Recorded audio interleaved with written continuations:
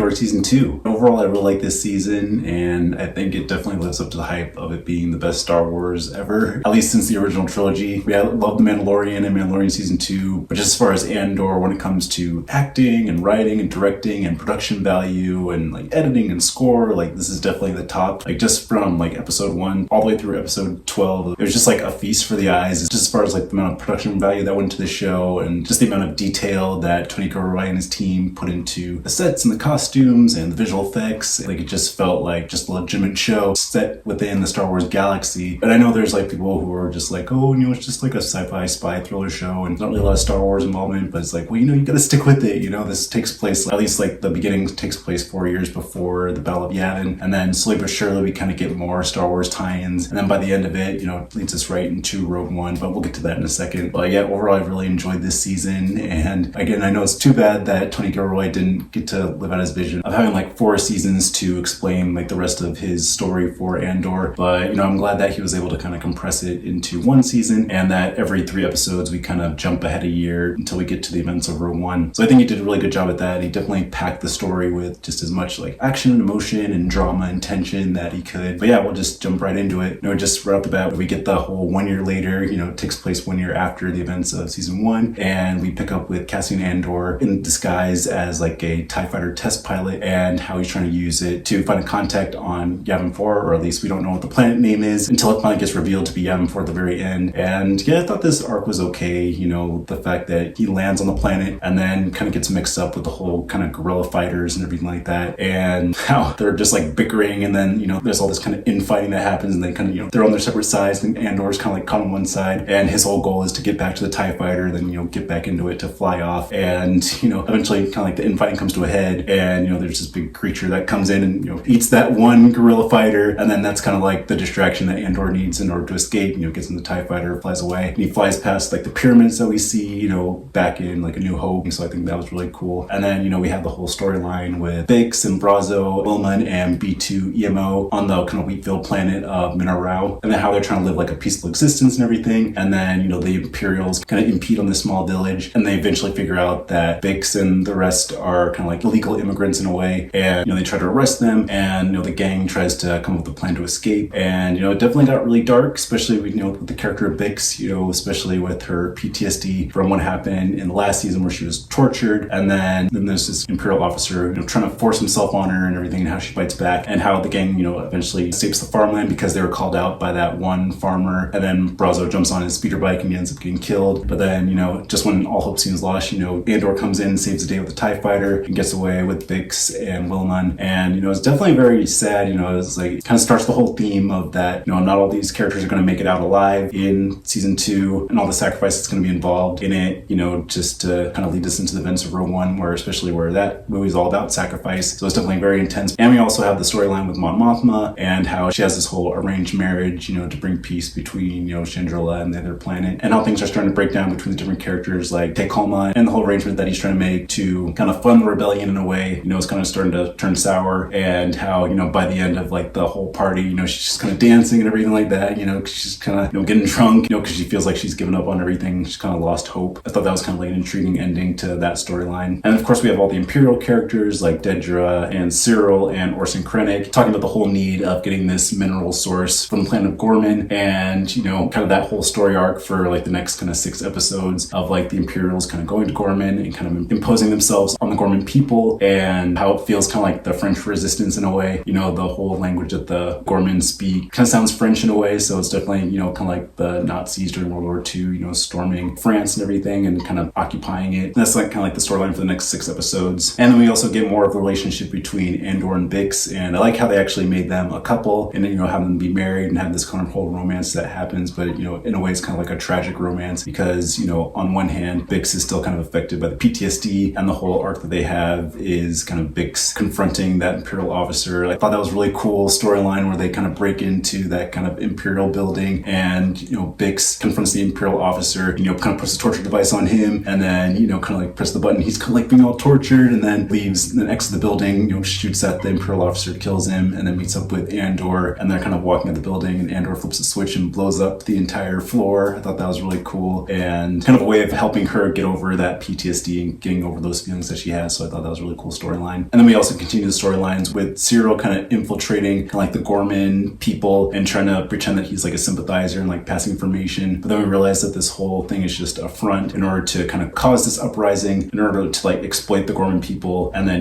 take them for their resources and everything. And I like the whole twist at the very end of the second arc where the rebels are kind of like trying to get all the supplies from the Imperials, even though the whole thing was a setup. And one of those Gorman guys is like trying to figure out like what's going on when this whole kind of like raid is going on with the supply transport. He's like trying to figure out what's going on. And then like one of the other kind of like younger Gormans is like, hey, stop or I'll shoot. And they kind of have that tussle and the blaster goes off and then kills Cinta. And, Vel is, obviously very overwhelmed by it and is kind of like chastising the young Gorman man and saying like, it's like, remember this, like wherever you go in life, she'll be with you in a way. It's like, cause you don't deserve to cry. I thought that was a very powerful scene, again, kind of like continuing the whole theme of sacrifice and like how, a lot of these characters that we kind of like loved from season one and learned to love in this new season, are going to end up, sacrificing themselves, for this greater cause. So I thought that was really emotional as well. And then we also get more of Saw Gerrera in there. I thought it was really cool seeing him there. And I like the kind of bond that him and Willman kind of form as that second arc goes on and how Saw kind of tells Willman about the whole backstory of like how he kind of came to be and how like he was kind of exposed to this gas during one of the wars. And that's kind of the reason why he kind of talks like this all the time. But is obviously very tragic. And they kind of had that scene at the very end where they're kind of trying to figure out how to use this machine to extract rhydonium, which is kind of like the fuel source for the Empire's starships. And then Willman kind of takes like his mask off and he kind of exposes himself to the gas. And, it's kind of like, freaking out and everything like that. And then, Saw is like, yes, let it in. And, that's kind of Willman's way of like, kind of like growing up and, being a man and, being willing to sacrifice himself for this greater cause. So I thought that was a really cool storyline as well. And then of course, as the story goes on, we kind of get closer and closer to the events of Rogue One and A New Hope and where the rebels are finally establishing their base on Yavin 4. I think it was really cool to see like what life is like on Yavin 4 and how Cassian and Bix have kind of started a life there. Because we don't really get to see kind of like the domestic life of these kind of characters on Yavin 4 and like how they live. And of course, it kind of like ends in tragedy at the very end where during the middle of the night, Bix leaves and then Cassian wakes up and then sees that Bix isn't there. And then he finds the message that Bix left for him and how she's saying that we can't live together. You have a greater purpose, you have a greater cause, and you can't fulfill that with me in your life, so I have to leave. And when everything's settled down, come find me. And, which obviously adds more to the tragedy because we know that Cassian's not going to make it. And that kind of like leads us to like the last shot of the episode, but we'll get to that in a second. And I like the whole scene of Cassian bumping into the Force Healer and the Force Healer saying that she can sense that he has a greater purpose and that he carries these things as he goes along, kind of setting up the events for Rogue One, where obviously he sacrificed himself. So that's kind of like a good setup for that. But I really thought that was a really cool scene. And then we continue with the third arc, which is definitely probably like the high point for this show, where it comes to the whole Gorman massacre and the whole objective of Cassian having to go to the planet to assassinate Dedra and all the twists and turns that come with that. It definitely felt like a spy thriller type show, with Cassian's disguises, this is like his second disguise as he had, and kind of like going back to the hotel and like kind of like stationing himself there and meeting up with the concierge and, kind of pretending to be this whole new identity, but then, the concierge kind of like already knows who he is, but doesn't say anything, to kind of keep the secret. And then we get to episode 8, which is like the huge episode, probably like peak Andor season 2, like in my opinion. And like, where do I begin? We finally get to when all heck breaks loose with the Gorman massacre, the whole kind of slow buildup of the protesters and all the resistance members, like, we are the Gore, the galaxy is watching. I thought that was really cool. Definitely felt very Les Mis vibes for sure. And then you kind of get revealed that there's like Imperial kind of like snipers like on top of the rafters, and they get word from the ISB to, fire on their own soldiers, and that kind of like starts the whole riot and everything of the Imperial officers, trying to hold back the rioters, and then the rioters kind of like, starting this uprising, and then all this chaos ensues. Andor is trying to assassinate Dedra, but then that goes wrong, and then, Cyril feels that guilt and that shame of that he kind of, in a way, kind of caused all this to happen, and then he's just like, well, I have nothing to lose at this point, I'm like finished my relationship with Dedra, which I didn't talk about before, but that whole relationship between Dedra and Cyril, where it's kind of like this kind of 50s domestic style relationship where they're like two emotionally awkward characters, but somehow they found each other and then they try to find this relationship. And then of course the mom comes back too. Cyril's mom comes back, and I thought like she was great, kind of like bagging on them and everything, the kind of classic, bring your mom over to dinner to meet the new girlfriend and everything. I thought that whole sequence was great. But anyway, their relationship kind of deteriorates, Cyril feels like Dedra betrayed him, and then, it's like almost chokes her out and everything. I was like, oh shoot, that was like pretty crazy. But then, obviously during all the chaos, he sees, Andor and, kind of goes after Andor, attacks him. And then, right when, Cyril's about to to kill Andor, Andor's like, who are you? Because like throughout the entire season, like they never met each other face to face. And, the whole arc in season 1 for Cyril was to find Andor, and, obviously he fails. So this is kind of like his one chance to, finally fulfill his mission. And then, he fails because like the older Gorman leader, kills Cyril, and then that's the end of his character. So I thought that was pretty intense. And then of course we get, the introduction of K2SO and all the other Imperial security androids, which were terrifying. That whole scene was like super terrifying, attacking all the rioters and just like throwing them and like slamming and everything. And then at the last second, with the K2SO, who we figure out later, goes after Andor and is about to kill him. But then, the Gorman young guy who killed Cinta in the earlier scene, rams his hover truck into K2SO, and then you think that's going to be the end of it. But then Andor is like, hey, keep that droid. He might be useful later. So, and then we obviously cut to the end of that scene where Andor kind of pulls him back on the ship and like flies away. And then, kind of just ends in tragedy. Andor is obviously gets off planet, but, he failed his mission to kill Dedra. And, obviously all these Gorman people, were killed off. And it's just like very, very emotional scene, very emotional ending. But the arc isn't over yet. We get to episode 9 where we have the whole kind of like Imperial Senate hearing where Mon Mothma is trying to give the whole speech to the Senate, revealing the fact that Emperor Palpatine is kind of behind the whole thing. And then all the Imperials trying to stop her. Either they're kind of like planting listening devices into her hotel to kind of listen to like what's going on, and her assistant kind of like shutting all that down. And then, actually going to the hearing, and then, the Imperial officers like listening to her message and trying to shut down the broadcast, but then she's able to give out the message, just in time. And, Andor's there to,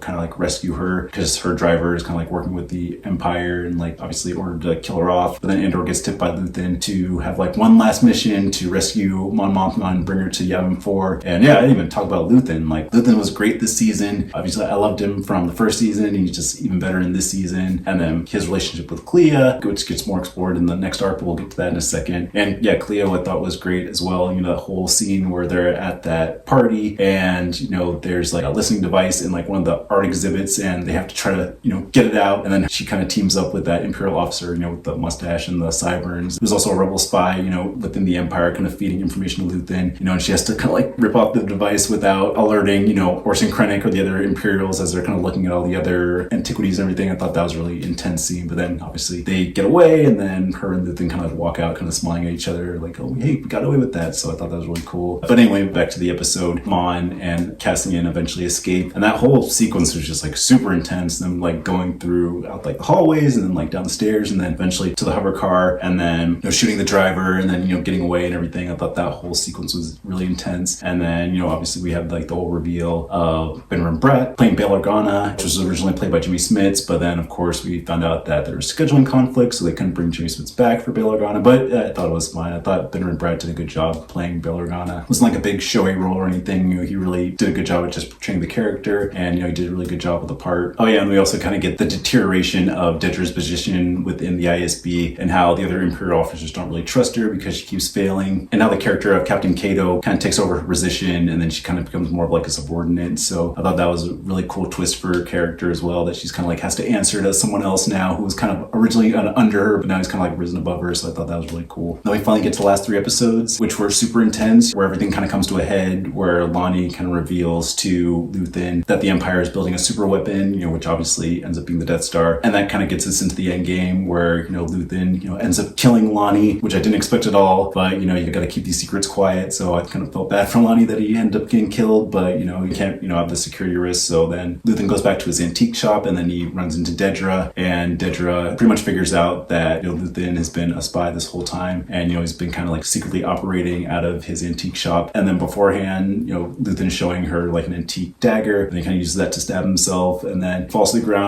Dedra is like calling like the rest of the Imperial officers to come and get him to, save his life, and they kind of go to this hospital. And then the whole episode really is about Clea, breaking into the hospital, getting to Luthen, and then, you think it's going to be this whole kind of rescue mission, everything like that, but then we get the whole twist that she pretty much just takes him off life support and then he dies. But before that, Luthen meets up with Clea and then tells him about everything about Gorman was just a place for the Imperials to gather material for the super weapon, and then also there's like an Imperial starship over Jeddah, and there's also kyber crystals they need to power the weapon, and that Galen Erso is like an engineer who is very important. So then you're kind of definitely setting us up for Rogue One and setting us up for like the mission that Cassian and Jyn are gonna have to go on, in order to find the plans to destroy the Death Star and everything. So I thought that was really cool. And then I really like the flashbacks that they had with Clea and Luthen, explain their whole backstory and explain like how they met each other, like during some war that we don't really know about, and how he could have killed her off when she was like a little girl, but he decided to raise her, as a daughter, and how they kind of formed this whole bond, and like how they figured out how to sell antiques and everything like that, and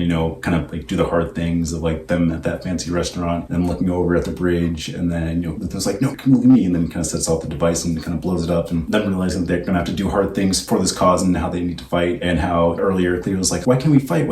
And then Luthen saying, we're gonna have to keep losing and losing and losing until we eventually win. So I thought that was really cool. And then the next episode is kind of this whole rescue mission of Cassian and K2SO and Melshi, who we met in the previous season during the whole prison break, and then we met in one of the arcs where Val is kind of like inspecting all the rebels and then looking at the weapons like, whose weapons does this belong to? And he's like, oh, that would be mine. And then we see him again in Rogue One. So there's this whole like rescue mission of like finding Clea on Coruscant and then going to that apartment building that's kind of like the safe haven that is kind of throughout the whole second season that the characters go to hide for safety, and going in, rescuing her and getting her out, and then the Imperial officers kind of surrounding the place, and then the three characters kind of find themselves back in the corners like, what are we gonna do? And K2SO kind of comes to the rescue, hits the guy off the bridge, and then kind of makes his way up through the apartment, like knocks out all the officers, and then helps rescue Cassian and Melshi and Clea, and they kind of get out. They go back to Yavin 4, so I thought that was really cool. And then we finally get to like the big ending where they finally land back onto Yavin 4, where they find out about the rebel informant who works with Saw, who wants to talk to Cassian, and the rebel leadership figure out that all this information is too great to be a trap, so they let Cassian go, and then Cassian listens to it and then realizes that he has to go to the planet Kafrene and talk with this rebel informant, who we figure out is the informant from Rogue One, so it kind of sets us up for the events of that movie. And then Clea accepts her role on Yavin 4 with Wilman, Mon, and Val, and then we kind of get the big wrap up of the Imperial officers, especially with the character of Partagaz, how he figures out that he's going to be taken away by the stormtroopers, but then he decides to kind of put his blaster on the table and then commit suicide. And then we cut to Dedra in the prison, that we saw in season 1, kind of like weeping and everything, realizing that she failed, which I thought that was like a really intense scene where she's kind of in that kind of interrogation room, and Krennic comes in and pretty much finds out like her whole story, that she was kind of like unintentionally kind of feeding information to Lonnie, and then eventually he passed it on to Luthen, and so on and so forth. So I thought that was pretty intense. And then cut to Krennic like looking out the window and seeing the Death Star almost completed, and then we finally cut to Bix on Mineral holding a baby, and then she kind of like goes through the wheat field and kind of looks up into the sky. The baby's kind of crying a little bit, and she's kind of comforting it, like, and then she kind of looks up, hopeful that Cassian might show up, but obviously he won't come back, so that kind of adds to the tragedy of the end of the season. And then kind of cut to credits, and then that's the end of Andor season 2. So like I said before, like this is definitely probably the best Star Wars since the original trilogy. I love Mandalorian, but I think this is just the top, like I was saying earlier, just as far as like production value and writing and tension and drama, like this is definitely the peak. And I'm sad that this is like the last season, and it'd been nice if this was actually stretched out for 4 more seasons, kind of completely opposite of my complaints about season 1. But I think like Tony Gilroy is definitely like a master storyteller, and I think he did a good job of kind of compressing 4 years worth into one season. And I'm glad that we're able to kind of pick up the pace a little bit and kind of get the ball rolling to lead us into the events of Rogue One. And now I just want to put on Rogue One and watch that over again. So I think he did a really good job setting us up for that movie, and eventually setting us up for A New Hope and the original trilogy. So overall, really good job, and I'm definitely gonna miss this show for sure.